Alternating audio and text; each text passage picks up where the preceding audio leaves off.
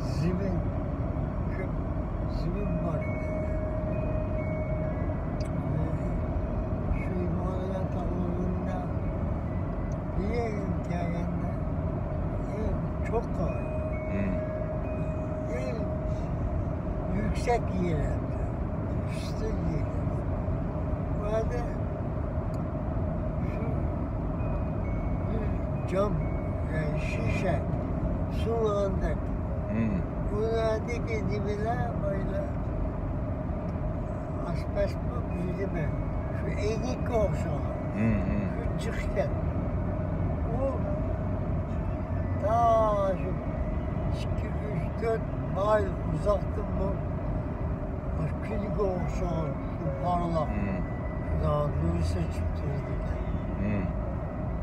Hemen birkaçısı da şu evcik. Yorup soğan, elektrik yenip soğan da köreyi getiriyor. Şunu bir köreyi de ben git bana yoldan çıkıp şu eğdekte yorup soğan tarafta dönüp şöyle basam hiç yorku yok, bir parça şeyken onu madenciyken şu sunulan, eğnek koşulan parça şu asbest dediklerinde fazla hiç sinisi yok ama uzaktan külge olsa yorup tüzüyor. Kim ben Kaşgar hikayende gibi Kaşgar Hindistan hikayenden dedim şunu. İmaniye tarlalarında burada bir yerde var. Karısla bazı tarla yemyeşilken. Yeşil taş, zümrüt kokulan taş. Diğer karısla başka renk. Demek ki hiçbir tam boş emesken, maden varken, ben bir adamın tipini sordum. Hindistan'da şu maden işleri, Karacabağ. Dedi ki ya kürepsi, demek ki şu anda daha çıkmadım varken. Kömürkan mı? Kömürkan. Kömür mü? Kömüremez. Nime? Kaptık taş. Fakat şu hizmetlik zümrüt, yakut, diğer olsa taşlarken. Bu şundan parlak. Bu yere gelip tabi mühendisler o yoldan çıkış lazım ki. O yoldan çıkan adam nereye vardığını, neye geçişini bilmeydi. Şurada kenarı bir dünya. İşte geçip parlatıp düz yol. Ama o tağırken var. Tağırın üstüne geçip parlasın. Acayip bir yer. Ben öyleydim.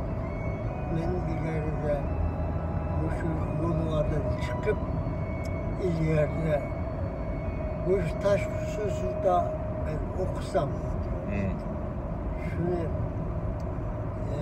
niyet kıyanatım. Onu ben Hindistan'a bağımında tesadüf yeni Dehli iki tane merkez varken New Delhi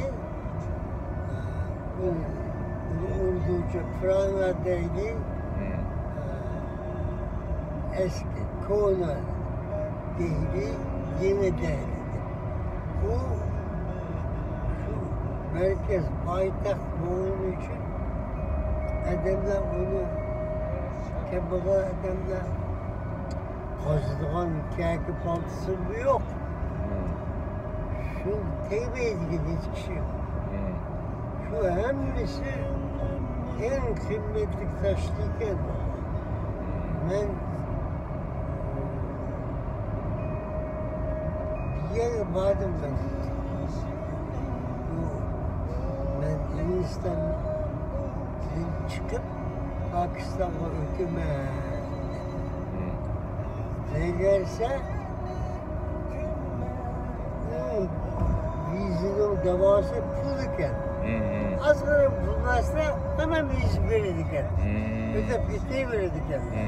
Pakistan'da, Hindistan'da, Pakistan. Ben din bileyim bizde o paraforluk diken ne çok günah. O bizi Kaşgar'da o parafor adamı görse cinayet eder. O katil okşar. Yani öldürüş lazım deydi. Şurada risk var diye. Parafor bayrağını hiç kişi göz gibi ilmaydılar. Şurada düşman görülen bir adam hesaplaydı. Ağzını şurada paraforlukta pul beyem mi, pul ağam mı? Her ikisi de okşaş günah. Öldürüş lazım.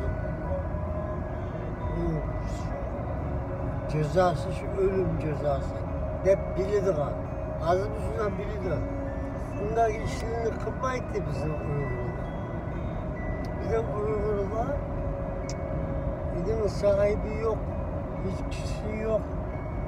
Hatta şu bu